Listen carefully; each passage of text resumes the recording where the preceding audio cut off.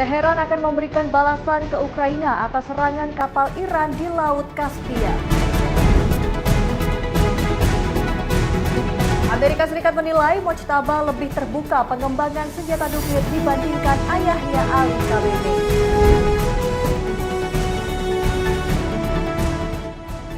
Ratus pasangan menikah massal dibiayai pemerintah. Halo pemirsa setia Berita Nasional TV, senang sekali Mata Dunia kembali hadir menyapa Anda. Mata Dunia, program yang menyajikan berbagai informasi dan juga isu terkini dari mancanegara. Bersama saya Restu Landari, inilah Mata Dunia selengkapnya.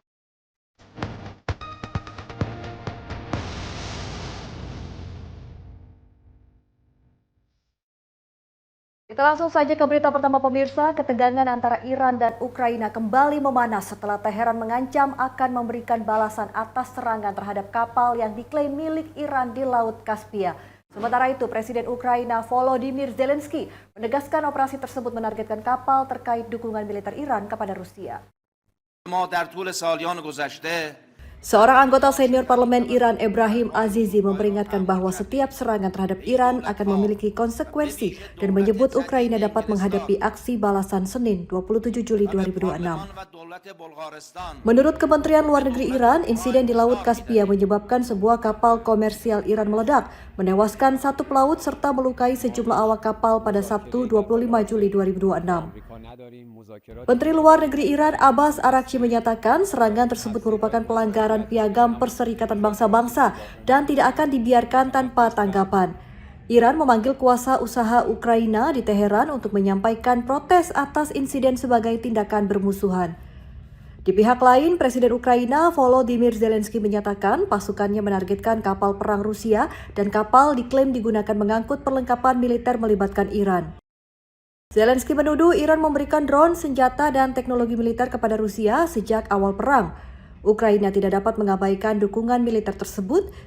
Sementara itu, Menteri Luar Negeri Rusia Sergei Lavrov menyampaikan belasungkawa atas tewas pelaut Iran dan menyatakan pihak berwenang Rusia telah membantu evakuasi para awak kapal pasca insiden. Presiden Amerika Serikat Donald Trump bertemu dengan Presiden Zelensky di Gedung Putih. Pertemuan ini menjadi sinyal membaik hubungan Washington dan Kiev setelah sempat diliputi ketegangan. Presiden Ukraina Volodymyr Zelensky bertemu Presiden Amerika Serikat Donald Trump di Gedung Putih pada Selasa 28 Juli 2026 waktu setempat. Dalam pertemuan, Zelensky mendorong dimulai kembali perundingan damai dengan Rusia serta meminta peningkatan dukungan persenjataan khususnya sistem pertahanan udara. Kedua pemimpin berpeluang membahas skema gencatan senjata terkait serangan udara jarak jauh yang terus berlangsung dalam konflik Rusia-Ukraina. Selain bertemu Trump, Zelensky menghadiri pemakaman Senator Amerika Serikat Lindsey Graham yang selama ini dikenal sebagai salah satu pendukung utama Ukraina di kalangan Partai Republik. Hubungan Washington dan Kiev sempat memburuk pada awal masa jabatan kedua Trump yang kini dinilai mulai membaik seiring meningkat kerjasama di bidang pertahanan dan teknologi drone. Pertemuan ini dapat menjadi momentum bagi kedua negara memperkuat kerjasama strategis sekaligus mendorong upaya diplomasi mengakhiri konflik di Ukraina. People have been dying on the contact line. Nobody stopped him. You know that we had conversations with him. A lot of Presiden Amerika Serikat Donald Trump menerima kunjungan Presiden Ukraina Volodymyr Zelensky dan Perdana Menteri Israel Benjamin Netanyahu di Washington. Pertemuan berlangsung saat konflik di Ukraina dan Timur Tengah memasuki fase semakin memanas. Presiden Amerika Serikat Donald Trump menggelar pertemuan terpisah dengan Presiden Ukraina Volodymyr Zelensky dan Perdana Menteri Israel Benjamin Netanyahu di Washington Selasa 28 Juli 2026. Dalam pertemuan, Zelensky membahas penguatan pertahanan udara Ukraina termasuk pengadaan rudal pencegat dan peningkatan kerjasama pertahanan dengan Amerika Serikat. Zelensky berharap dapat mendorong kembali upaya diplomasi dan penyelesaian konflik dengan Rusia di tengah meningkat serangan yang terjadi dalam beberapa pekan terakhir. Sementara itu, Netanyahu membahas perkembangan konflik dengan Iran, situasi keamanan di perbatasan Israel-Lebanon, serta upaya perluasan perjanjian Abraham termasuk normalisasi hubungan dengan Arab Saudi. Gedung Putih menyatakan pertemuan ini menjadi bagian dari upaya Amerika Serikat memperkuat koordinasi dengan sekutu saat memanas konflik di Eropa Timur dan Timur Tengah. Meski sempat dilanda ketegangan dalam beberapa bulan terakhir, Trump menegaskan hubungannya dengan Netanyahu tetap berjalan baik dan menyebut pemimpin Israel tersebut sebagai sosok yang tangguh di masa perang.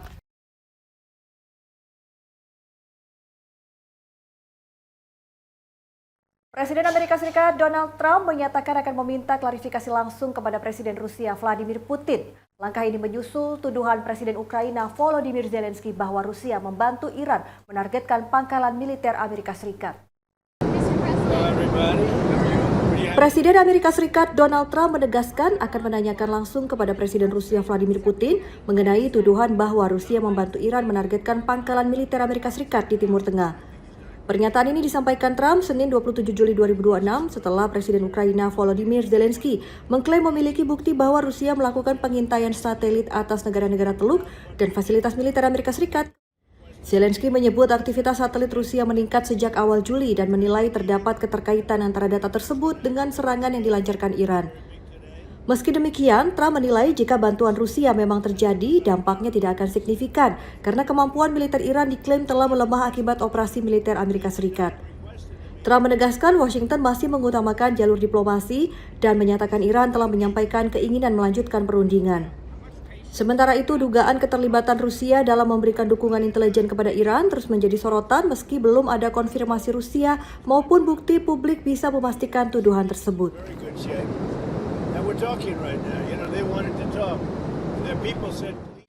Informasi lainnya akan kami hadirkan usai jeda, tetaplah bersama kami pemirsa di Mata Dunia.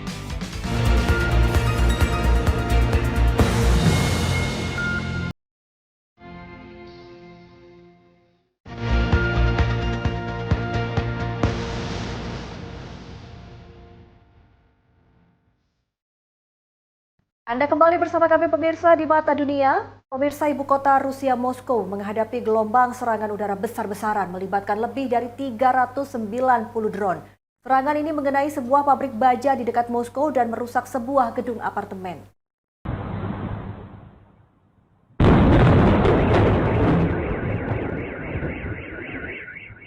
Moskow dilaporkan menjadi sasaran serangan drone dalam skala besar pada Selasa dini hari 28 Juli 2026 dengan lebih dari 390 pesawat nirawak diluncurkan ke arah ibu kota Rusia.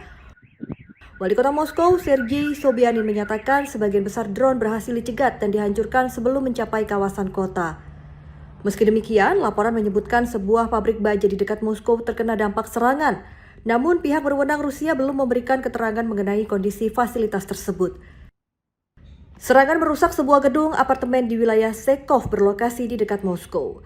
Gubernur wilayah Moskow, Andrei Vorobyov, mengonfirmasi insiden dan membagikan foto menunjukkan kerusakan pada bangunan termasuk jendela pecah dan asap hitam membumbung dari lantai atas. Serangan terbaru ini menandai meningkat eskalasi konflik antara Rusia dan Ukraina dengan serangan drone terus menjadi salah satu taktik utama di kedua belah pihak.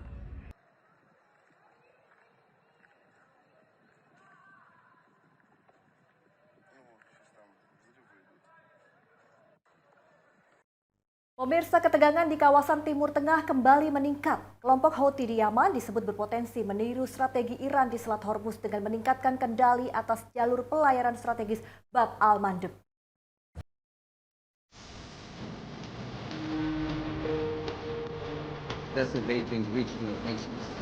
Seorang pejabat pemerintah Yaman diakui secara internasional menyatakan kelompok Houthi berpotensi meniru taktik Iran meningkatkan pengaruh di Selat Bab al-Mandeb. Menurutnya, langkah ini dapat mengancam kelancaran pelayaran internasional di salah satu jalur perdagangan terpenting dunia yang menghubungkan Laut Merah dengan Teluk Aden dan Samudra Hindia. Pemerintah Yaman menilai keberanian Houthi meningkat karena minim respon internasional terhadap aktivitas kelompok tersebut. Ketegangan antara Houthi, pemerintah Yaman, dan Arab Saudi terus meningkat meski belum terjadi serangan besar di garis depan konflik. Data terbaru menunjukkan arus pelayaran melalui Laut Merah terus menurun seiring meningkat risiko keamanan di kawasan tersebut. Sebelumnya, Houthi menyatakan pengepungan maritim terhadap pelayaran terkait dengan Arab Saudi, kemudian dibalas serangan udara oleh Riyadh ke wilayah Hodeidah. Konflik Yaman berlangsung sejak tahun 2014, menimbulkan krisis kemanusiaan dan mengancam stabilitas kawasan serta jalur perdagangan global. Arab Saudi memimpin koalisi menggusur Houthi dari tahun 2015 hingga gencatan senjata tahun 2022. Hingga 2026, Houthi masih berkuasa di ibu kota dan wilayah lain di Yaman. Badan Intelijen Amerika Serikat menilai pemimpin tertinggi baru Iran, Mojtaba Khamenei, memiliki pandangan lebih terbuka terhadap pengembangan senjata nuklir dibandingkan ayahnya, Ali Khamenei. Penilaian ini muncul di tengah meningkat ketegangan antara Washington dan Teheran. Badan Intelijen Amerika Serikat menilai pemimpin tertinggi baru Iran, Mojtaba Khamenei, lebih terbuka terhadap pengembangan senjata nuklir dibandingkan ayahnya, Ali Khamenei. Mojtaba tidak pernah secara terbuka menyerukan pembuatan bom nuklir, namun dinilai memiliki ambisi mengembangkan kemampuan persenjataan nuklir lebih canggih. Meski demikian, pejabat Amerika Serikat menegaskan hingga saat ini Iran belum memulai kembali program pengayaan uranium atau aktivitas berkaitan dengan senjata nuklir. Teheran telah memindahkan sebagian peralatan nuklir ke fasilitas bawah tanah demi melindungi aset strategis dari kemungkinan serangan militer. Sementara itu, Ali Khamenei selama ini dikenal mengeluarkan fatwa melarang penggunaan senjata nuklir meski tetap mendukung pengembangan program nuklir untuk tujuan sipil. Para pengamat menilai memanas konflik di Timur Tengah dapat meningkatkan dorongan bagi Iran untuk memperkuat kemampuan pertahanan strategisnya, termasuk di bidang nuklir, meski belum ada konfirmasi bahwa Teheran memutuskan membangun senjata nuklir.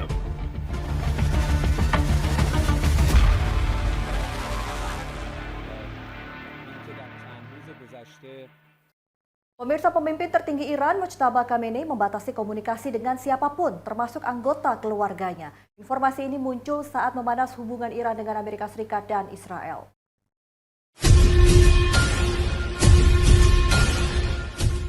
Mertua Mojtaba Khamenei, Gholam Ali Haddad Adel, menyatakan pemimpin tertinggi Iran saat ini tidak berkomunikasi dengan pihak manapun, termasuk dengan keluarganya. Namun Haddad Adel tidak menjelaskan alasan dibalik keputusan tersebut dan mengaku tidak mengetahui secara pasti kondisi terkini menantunya. Sejak ditunjuk menggantikan ayahnya, Ali Khamenei, Mojtaba belum pernah muncul di hadapan publik. Mojtaba masih dalam pemulihan setelah mengalami luka serius akibat serangan pada akhir Februari 2026. Selama ini, pesan-pesan Mojtaba kepada rakyat Iran maupun komunitas internasional disampaikan melalui pernyataan tertulis dibacakan televisi nasional. Perkembangan ini terjadi saat memanas hubungan antara Iran dan Amerika Serikat, meski kedua negara sempat menyepakati gencatan senjata di mediasi Qatar dan Pakistan. Gencatan senjata dinyatakan berakhir setelah kembali terjadi aksi saling serang, meski Washington menyatakan masih membuka peluang penyelesaian melalui jalur diplomasi.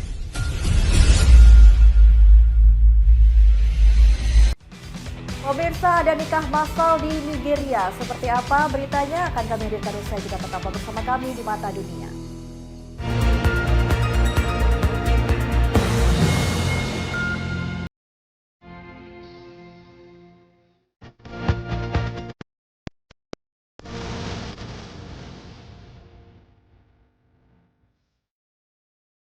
Anda kembali bersama kami pemirsa di Mata Dunia. Pemirsa, 300 pasangan resmi menikah dalam program nikah massal yang diselenggarakan pemerintah negara bagian Kebbi, Nigeria. Program ini membantu keluarga rentan dengan menanggung mahar, pemeriksaan kesehatan, serta perlengkapan rumah tangga bagi pasangan pengantin. Ratusan pasang pengantin menerima sertifikat pernikahan dan berbagai bantuan usai mengikuti prosesi nikah massal di negara bagian Kebbi, Nigeria. Pemerintah daerah bekerja sama dengan Yayasan Amal Nafisa Nasir menyelenggarakan program ini untuk membantu yatim piatu, janda, dan duda agar bisa membangun keluarga baru tanpa terbebani biaya awal pernikahan. Seluruh mahar, pemeriksaan kesehatan pranikah, serta perlengkapan rumah tangga ditanggung penyelenggara sehingga pasangan dapat memulai kehidupan berumah tangga dengan lebih ringan. Salah satu pengantin, Muhammad Garba, mengaku sangat bersyukur karena program tersebut membantu mengatasi kendala biaya mahar dan kebutuhan rumah tangga selama ini menjadi beban bagi banyak calon pengantin. Pengantin lain, Mustafa Muhammad, berjanji akan memenuhi tanggung jawab sebagai suami dengan menjamin kebutuhan hidup, kesehatan, tempat tinggal, dan kesejahteraan istrinya. Panitia penyelenggara menegaskan setiap pernikahan dilaksanakan atas dasar persetujuan kedua mempelai, keluarga, serta wali yang ditunjuk oleh pihak pengantin perempuan sesuai ketentuan yang berlaku.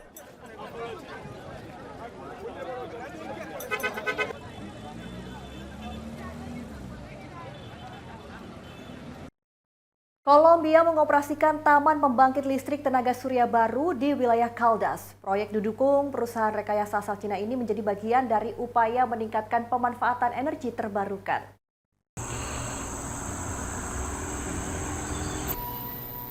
Taman pembangkit listrik tenaga surya San Francisco di wilayah Caldas, Kolombia resmi memulai operasi komersial.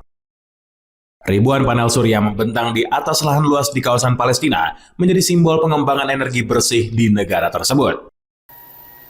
Proyek ini dikembangkan perusahaan listrik Czech dengan dukungan perusahaan rekayasa asal Cina, Power China, menyediakan desain teknik dan proses pembangunan. Menurut pihak Czech, Taman Surya San Francisco dan La Dorada akan menyumbang sekitar 10 MW listrik dengan rencana penambahan 100 MW melalui proyek lain sedang dikembangkan. Pemerintah Kolombia menargetkan kapasitas pembangkit listrik tenaga surya mencapai 6,3 GW sebagai bagian dari transisi menuju energi terbarukan. Meski kerjasama internasional sempat menyebabkan keterlambatan pembangunan, kolaborasi ini dinilai memperkuat kemampuan Kolombia dengan mengembangkan proyek pembangkit listrik tenaga surya berskala besar.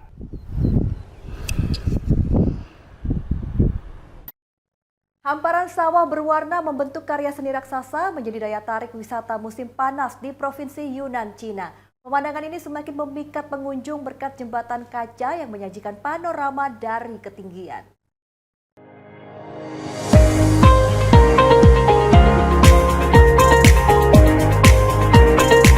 Kawasan wisata Hetaojing di kota Kunming, Provinsi Yunnan, dipadati wisatawan yang ingin menyaksikan keindahan sawah berwarna dari atas ketinggian. Berbagai jenis padi dengan warna berbeda ditanam membentuk motif seni raksasa yang tampak menawan saat dilihat dari udara. Pengunjung dapat menikmati sensasi melintasi jembatan kaca membentang di atas kawasan persawahan, sembari mengabadikan pemandangan menyerupai lukisan alam. Sejumlah wisatawan mengaku tertarik datang setelah melihat keindahan kawasan tersebut melalui media sosial Douyin. Mereka menilai pemandangan sawah berwarna dan panorama dari jembatan kaca jauh lebih indah dibandingkan terlihat yang dalam video. Kawasan Hetaojing menggabungkan seni pertanian, keindahan alam, dan fasilitas wisata modern untuk mendorong pariwisata pedesaan di Yunnan selama musim libur musim panas.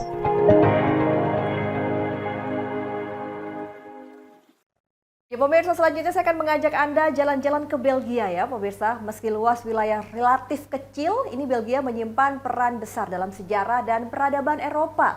Negara menjadi pusat politik Uni Eropa ini menawarkan perpaduan unik antara budaya, arsitektur klasik hingga kehidupan modern masyarakatnya. Lalu seperti apa keindahan negara Belgia? Berikut tayangannya untuk Anda.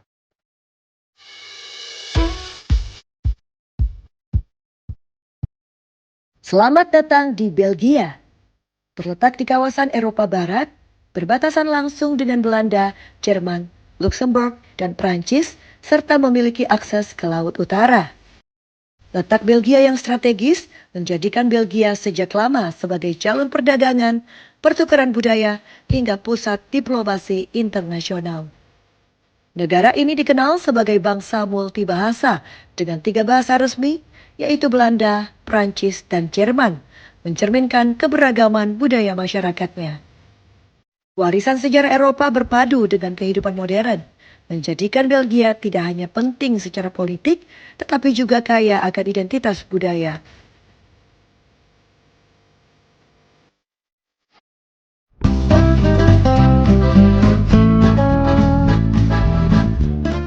Brussels, ibu kota Belgia, menjadi simbol kehidupan kosmopolitan Eropa. Kota ini tidak hanya menjadi pusat pemerintahan nasional, tetapi juga rumah bagi berbagai institusi penting Uni Eropa. Masyarakatnya datang dari berbagai negara, menciptakan suasana multinasional yang dinamis. Salah satu ikon paling terkenal di Brussels adalah Atomium, dibangun untuk World Expo tahun 1958. Bangunan berbentuk struktur atom besi raksasa ini melambangkan kemajuan ilmu pengetahuan dan optimisme masa depan. Kini, Atomium menjadi museum sekaligus dek observasi yang menyajikan panorama kota Brussels. Tak jauh dari Atomium terdapat kawasan Cinquantenaire, kompleks taman dan bangunan monumental yang dibangun memperingati 5 tahun kemerdekaan Belgia.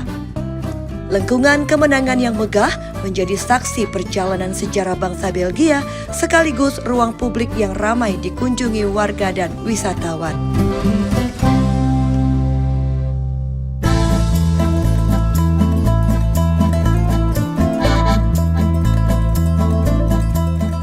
Perjalanan berlanjut ke kota Gent, salah satu kota abad pertengahan terbaik yang masih terjaga di Eropa. Kanal-kanal yang membelah kota, bangunan batu, dan menara gereja menciptakan suasana historis yang kuat. Di jantung kota Gent berdiri Katedral Saint Bavo, bangunan bergaya gotik yang menyimpan salah satu mahakarya seni dunia, The Adoration of the Mystic Lamb, karya Jan van Eyck. Lukisan ini menjadi simbol kejayaan seni dan religiusitas Eropa pada abad pertengahan. Tak jauh dari katedral terdapat Gravenstein Castle, kastil abad ke-12 yang dahulu menjadi kediaman para Count of Flanders. Benteng ini mencerminkan kekuasaan feodal sekaligus sejarah panjang konflik dan pemerintahan di kawasan Flanders. Di wilayah Wallonia, tepat di tepi Sungai Meuse, berdiri kota kecil bernama Dinan. Kota ini dikenal dengan landscape alam yang dramatis, diapit tebing batu dan aliran sungai yang tenang. Ikon utama Dinan adalah Collegiale Notre Dame de Dinan, gereja bergaya gotik dengan kubah berbentuk bawang yang khas. Bangunan ini berdiri anggun di bawah tebing batu, menjadi pusat spiritual sekaligus landmark visual kota. Di atas tebing berdiri La Cittadella de Dinan, benteng pertahanan yang menyimpan sejarah panjang peperangan Eropa. Dari atas Citadel, pengunjung dapat menyaksikan pemandangan Sungai Meuse dan kota Dinan secara menyeluruh.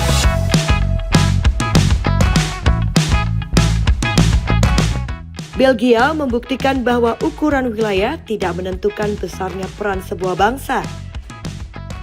Dari pusat politik Eropa di Brussels, warisan seni dan sejarah di Gent, hingga keindahan alam serta spiritualitas di Dinan, Belgia menawarkan potret lengkap perjalanan peradaban Eropa. Negara ini tidak hanya menjadi saksi sejarah, tetapi juga ruang hidup modern yang terus berkembang, menjadikannya destinasi penting bagi dunia. Informasi tadi sekaligus menutup perjumpaan kita kali ini di Mata Dunia pemirsa. Saksikan terus Mata Dunia hanya di Berita Nasional TV. Saya Rustula dari beserta kru yang bertugas pamit undur diri. Terima kasih dan sampai jumpa.